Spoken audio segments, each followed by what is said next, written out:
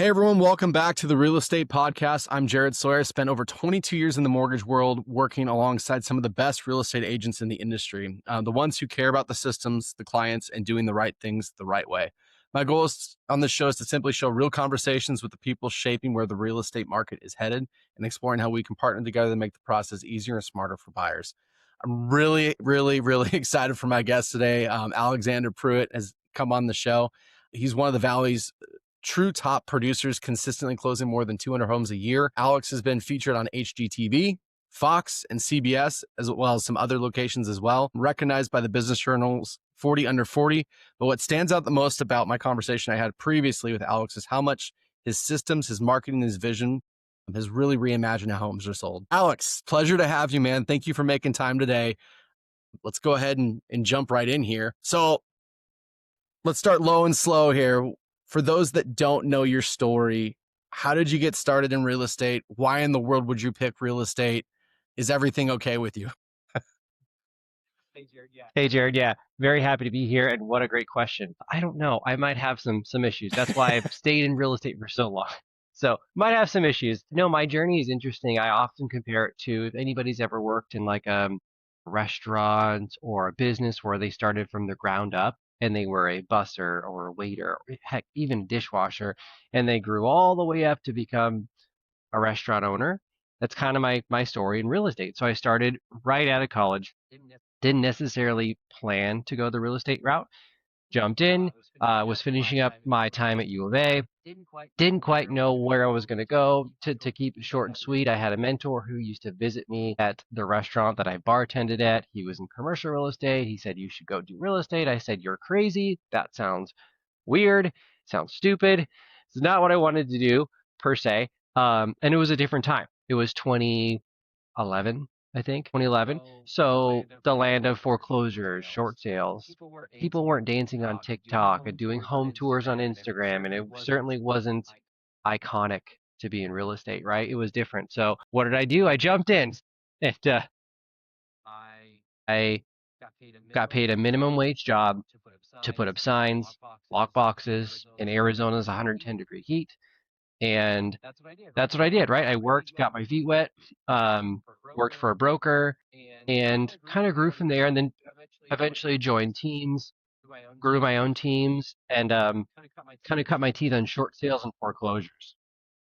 So that's kind of a quick, easy like intro. There's a lot more to it, but Yeah, I mean that's pretty cool. So you started from the bottom of the barrel all the way working your way up to the top, and closing consistently 200 deals a year. I mean that's pretty remarkable in and of itself. And I'm sure a lot of those principles you learned early on, just about the grind and the routine and the hard work, really kind of came into play. Elaborate a little bit on what you learned in the early days that has kind of helped you maintain success now.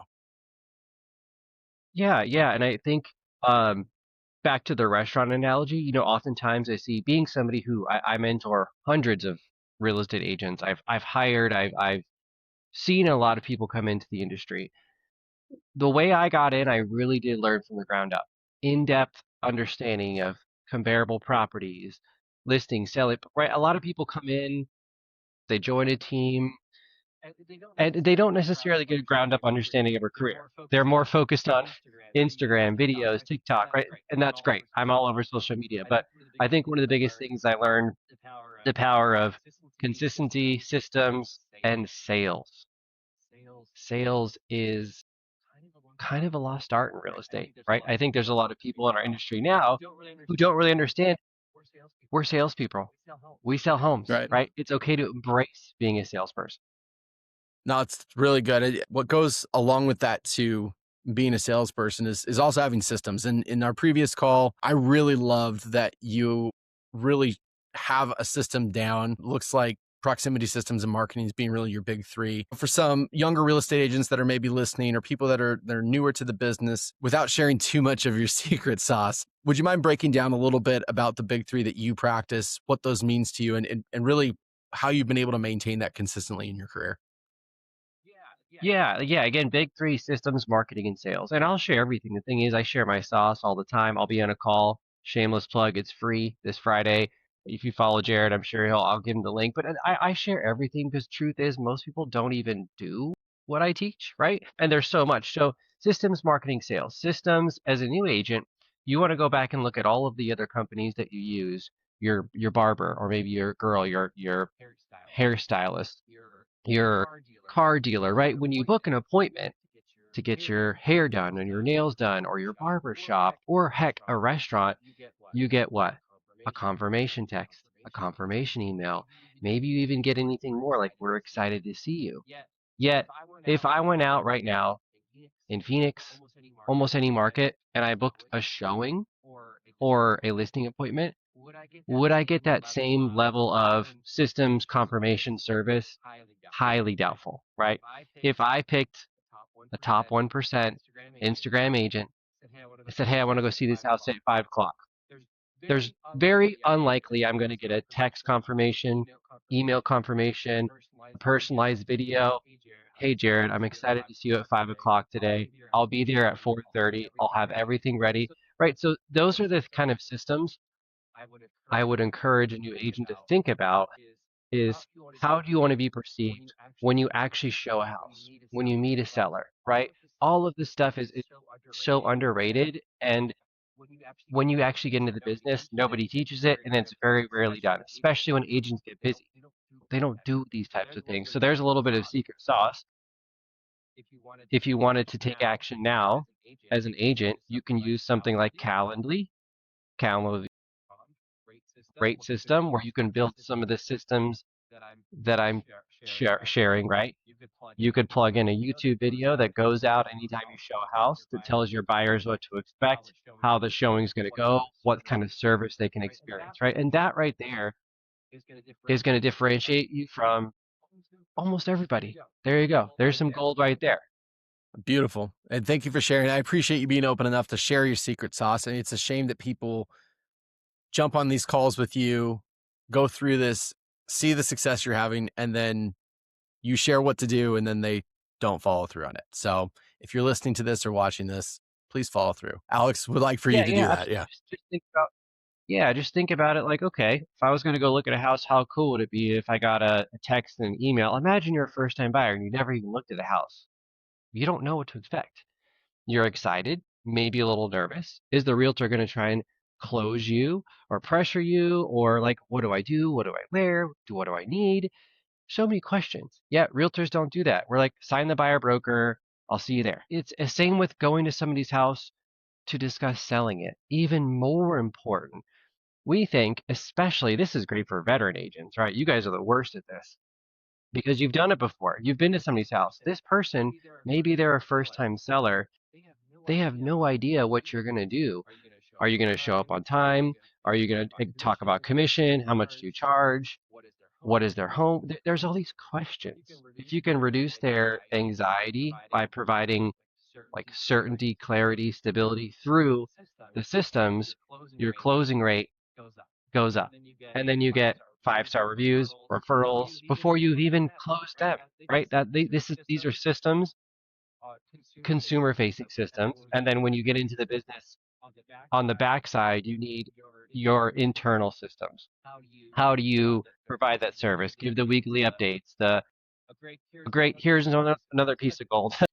We give this to all of our agents on our team. When we have a buyer looking at properties, they get a weekly report card that gets emailed that says, here's the properties you looked at, here's your favorites, here's the feedback, here's our schedule for the week, here's the one we're considering writing an offer.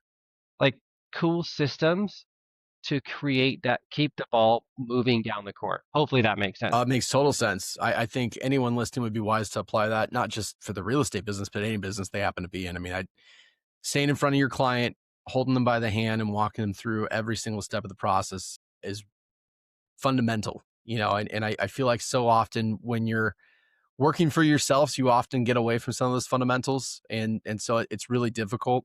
It kind of leads me into the next point. On our previous call, you walked me through something I thought was just really, really cool. It was the 4 legs of your chair. And a lot of that has to do with what we talked about there. But could you expand a little bit more on that and why maybe agents only focus really on social media and that TikTok and Instagram views don't always equal sales? 1000%. Yeah, yeah. And I share this and teach this all the time. And I think I can speak on it because I don't shy away from social media. I'm all the time. I got videos running. I'm on YouTube, Instagram. I embrace social media. However, we're in a very funny age. I would be super confused if I was a newer agent getting started in 24, 25, 26, uh, because it's thrown in our face so much. Social media, social media. And yes, it's powerful, but it's so misunderstood, right? There are people out there, and I'm not calling anybody out. There are people who are, rapping realtors and stuff like that. And it's cool. They get millions of views and that that lifestyle probably makes them happy. I'm not knocking it. They sell 12, 13 homes a year. Like that doesn't just because your video, if you post a video and you don't get a million views, doesn't mean you're not going to make money. In fact, most of those people don't actually produce a lot. So what I teach is four legs of your chair. Don't get caught up in just focusing on social media, but four legs of your chair, meaning what are the four marketing funnels that we're going to use to bring in business for you, right? They could be social media, which is one, fine, but that's only one chair, right? It might be open houses. It might be your sphere. It might be paid leads. It could be direct mail. It could be expired cancels, outbound phone prospecting. It could be networking groups. So when I sit with agents on our team and our network, we personally build out the four legs of their chair and we're constantly pushing and pulling the levers because some of them work better for you. Like you, Jared, you could like be like open house king and you're like this leg of my chair is crushing it. Okay, let's lean into that more. Let's really lean into that. And maybe social media is not crushing it for you. Okay, don't stress about that so much. Still post a video a week or two videos a week, but do four open houses a week because that share is rocking for you. Let's understand which ones we can push and pull and cater to your skill set, what you enjoy, and then real estate gets a lot more fun. It's more profitable. You sell homes quicker than trying to compare yourself to everybody else, and not understanding that it's customizing a plan is really where you thrive as a real estate agent. That's what four legs of your chair mean. Like my four legs would be different than yours. That would be very different than a new agent on my team, right? And that's what I think a good coach will do is build that plan out for you. Well said. Absolutely. Shifting gears here a little bit. As far as just some things you're seeing here in the Valley, what's your take on the market right now? I mean, especially for sellers. Yeah, it's a funky market. It's kind of sporadic. Um, I think anybody who's in it day to day, I mean, we move 15 to 20 properties a month, and it's sporadic. You might see a luxury home. We'll have a luxury $1.7 million listing that pops in a weekend. And we might have a beautiful, clean, well presented $600,000 entry level home in Gilbert or wherever, and it takes 70 days. So it's sporadic. It started to shift back. We are seeing mortgage applications up very high this month, which we're in December. Mortgage applications, as you know, being in your career, they're up. Sales activity is up. I think next year we'll see more sales activity. I don't think we'll see much happening with prices. I don't think they're going to fluctuate too much, but the market kind of favors buyers who will take action and sellers who will listen to an experienced realtor. The market does not favor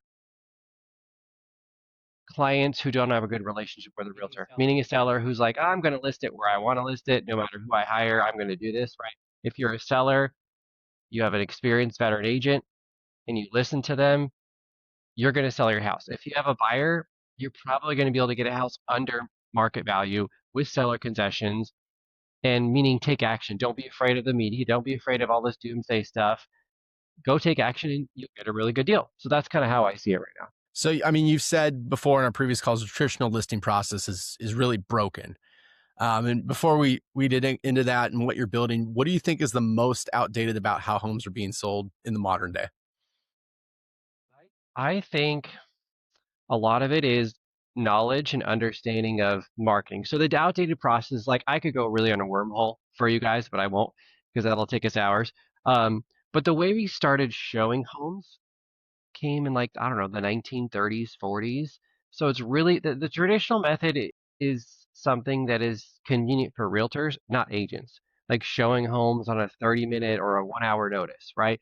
Random showings throughout the day. Nobody else in any type of sales, cars, Rolex, anything. You don't just go see the product anytime you want, right? You see it in the store or during their hours under the show light. Like, let's go buy a Rolex watch. You can't go at any hour. You go during the assigned hours when the watch is presentable, where there's a sales associate meant to close you, right? Yet in real estate, we just show homes whatever we want. The agent showing the house may or not know anything about the property. It might not show well because the sellers had to rush and get it. They were in the middle of cooking dinner. They got two kids. There's stuff everywhere. Like, so I think the showing system's broken. The marketing model's broken and the commission model's broken.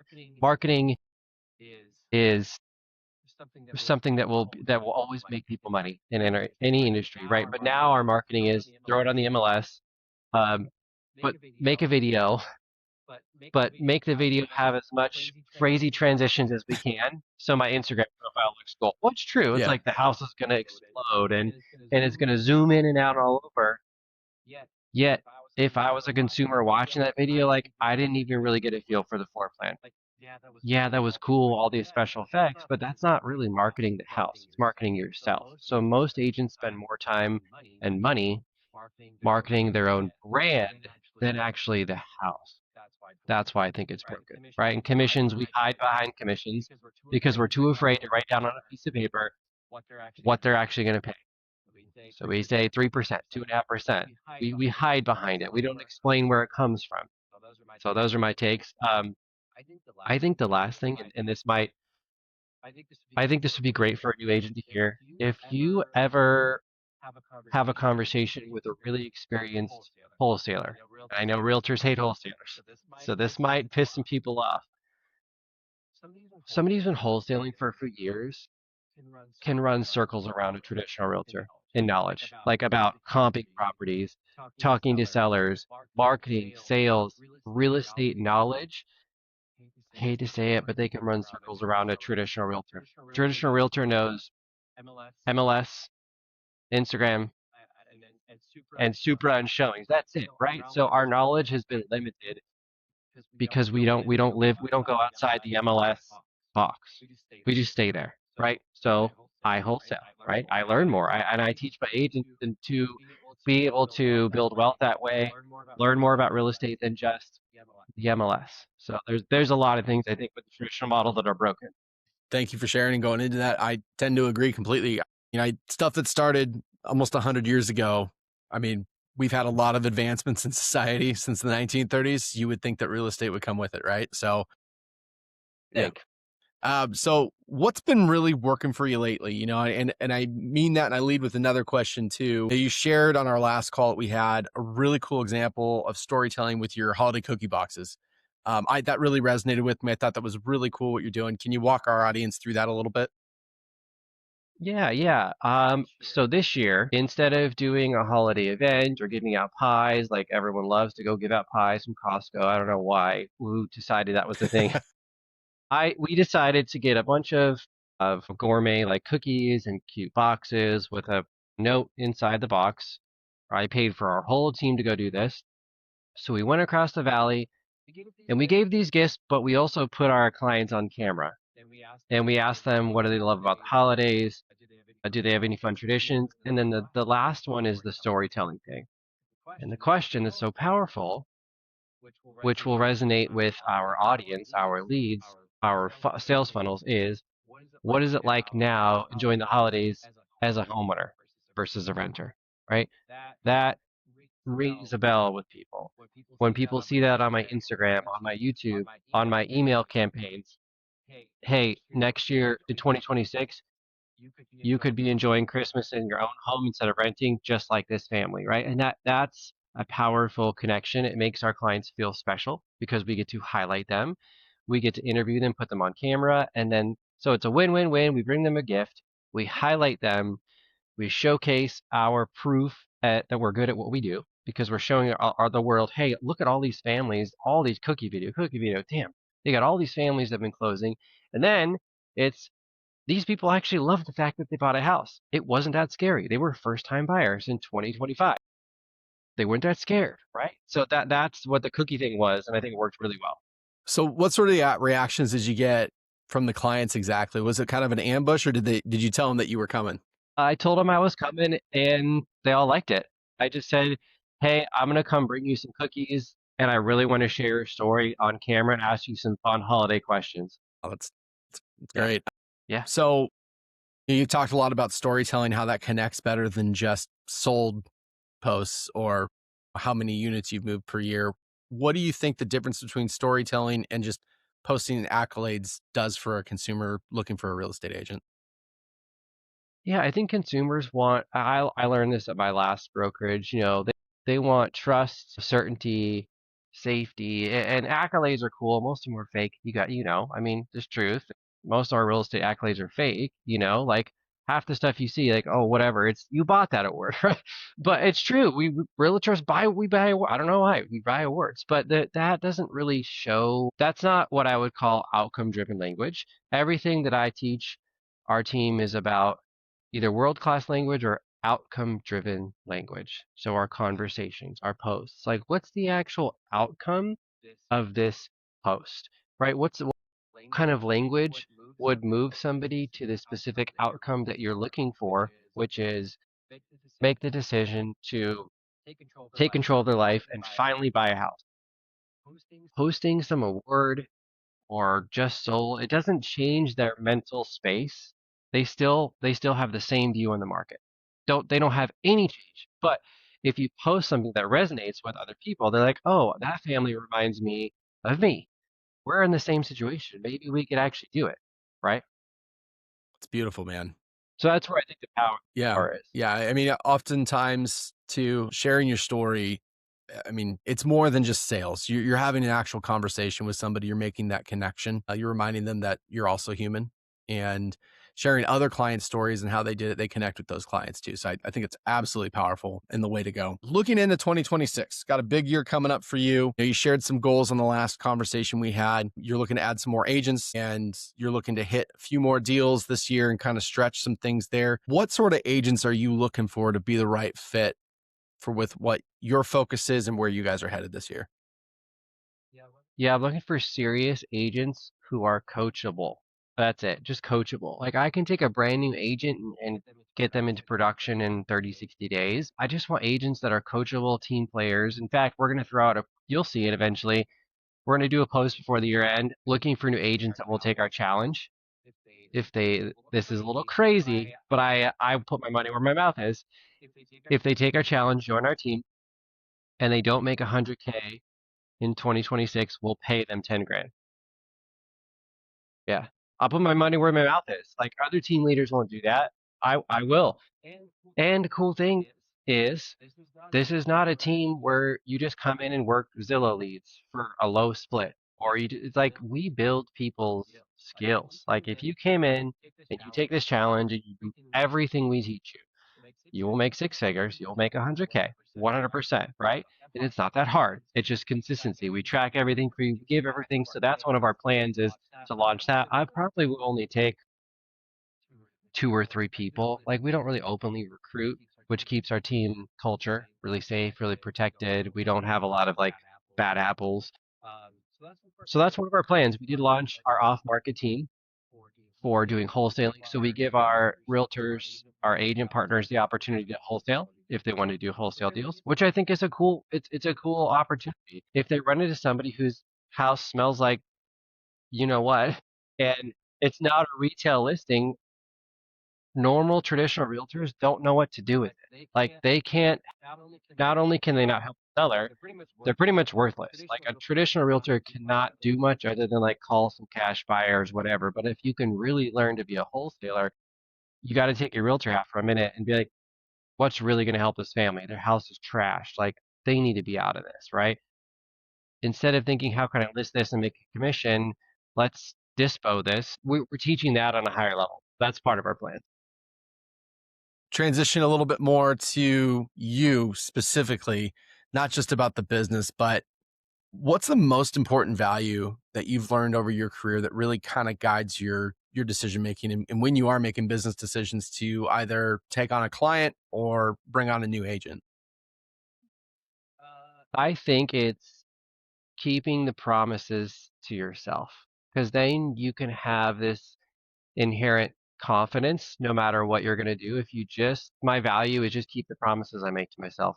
Super simple. I could go on so many different tangents and all this and that, but people who learn to keep the promises they make to themselves keep promises to others. They keep promises to their real estate coach, to their wife, to their husband, to their kids, right? To the moms and dads out there, to the husbands and wives getting into real estate. you know, if you keep the promises to yourself in this business early on, you'll probably see your life transition to becoming a better partner, a better parent. And that goes so far as, Jared, you know what a CRM is, right? If hopefully your audience does. My philosophy is I should be able to show my fiance or wife or my kids my CRM at any time and explain to them what it is, and it should look good, right? Imagine that. If you're on this call and you have a CRM and you'd be ashamed to show your spouse your CRM because it's a mess, you have overdue tasks, you have leads you haven't called for a month, you're not keeping the promises to yourself, right? Imagine that. Imagine if you showed your CRM to your spouse and it was clean, right? And if you can't do that right now, then you got to fix the thing. So where does that come from for you? Because I agree completely with that. You have to be held accountable and you have to hold yourself accountable. Where did you learn that process? Like, from having coaches, I always have coaches. I pay about $30,000 a year in coaching.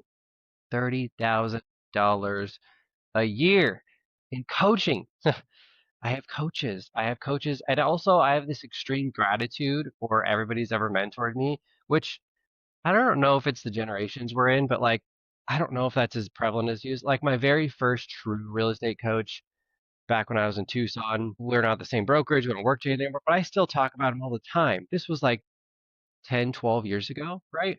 I still give him his kudos, show him his credit. I go back and I'm like, this guy changed my life. Like, I not only embrace my current coaches, I maintain my relationships with my previous coaches, people in my life that have mentored me. I show them gratitude. I maintain those relationships. Nowadays, I don't see that as much. And I think that's what's helped me maintain that course. Like, these people who believed in me and still do, I don't want to let them down. For sure. So take me back to Tucson before you were so heavily invested in coaching, mentorship, because there is a lot of value in there. But, and I relate this to my career too. There was a point where I felt like I didn't need it or just really was ignorant that I didn't know I needed it. What was that turning point for you where you saw value in that and you saw it really resonate and start to really blossom in your career?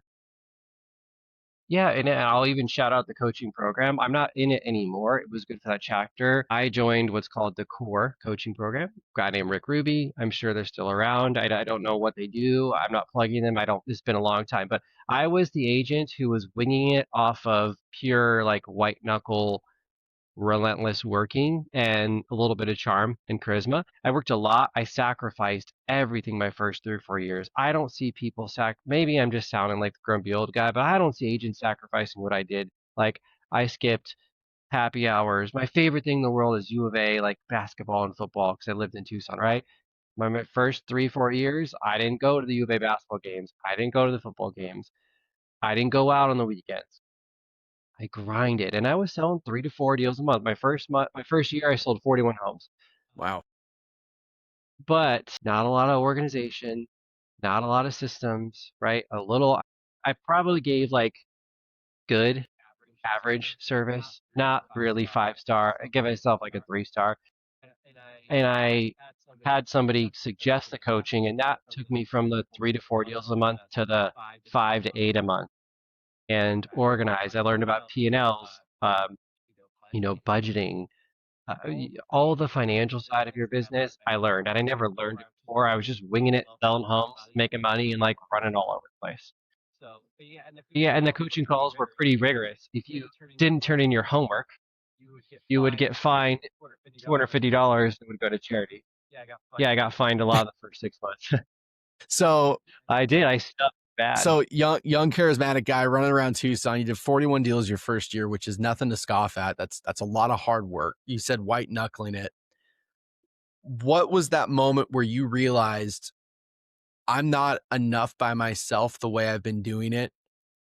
I need to get some mentorship. I need to get some coaching. What was that moment where it just kind of clicked for you? Like, I need this.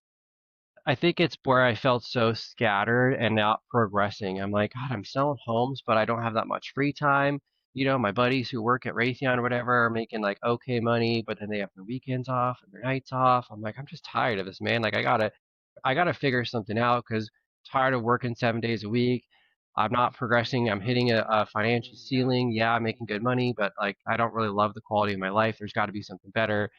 Truthfully, I have no idea, like, really how much I'm making because I don't know my P&L. I don't have a budget. I'm not sure what's going on. I just know I like my bank account, but I don't really know anything. And I was like, I gotta get organized, right? I'm not really being a business owner. I'm a realtor, not a business owner, which is most realtors, sadly. But that was kind of what had hit me. And I appreciate you opening up on that too, because I feel so much that, especially early on, realtors, they understand that they are selling. But to your point about operating the P&L, understanding that you are running a business, that requires another level of education and accountability that having a coaching system in place will absolutely allow you to do. I love what you said. So, how many charities did you have to donate to early on? And do you remember how much you donated Oh to? no, too many. It's embarrassing too because when you're in that coaching program, you're with two other realtors who are about the same level as you, right? And you turn in your homework in a reply all email, so they see your they see your stuff too. Right. So it was just like, God, I'm getting smoked by these guys. And they were friends. We're all in the same town. We know each other, but I'm like, there we go, getting fined again. So like that's true accountability, you know, like you're not competitors, but your colleagues in the same coaching program see that you didn't even fill out your sheet or you did like 10%, and then you look and you see them doing it. It's like I'm sucking. I should do better. So yeah, I don't know. I got fined a lot for 6 months. Took me a while to get my butt in gear, but eventually I was a slow learner, but I figured it out. Seems like you figured a lot out, man. And Alex, I appreciate you so much for coming on today, sharing your experience, your insight, your wisdom, what's working, where you've come from. Listeners, if you'd like to reach out to Alex, I'll make sure his information is provided as well. Would love a chance for you to connect with him as well. If you'd like to hear more stories like this, feel free to like and subscribe. Once again, I'm Jared Sawyer. Goodbye and take care. See you guys.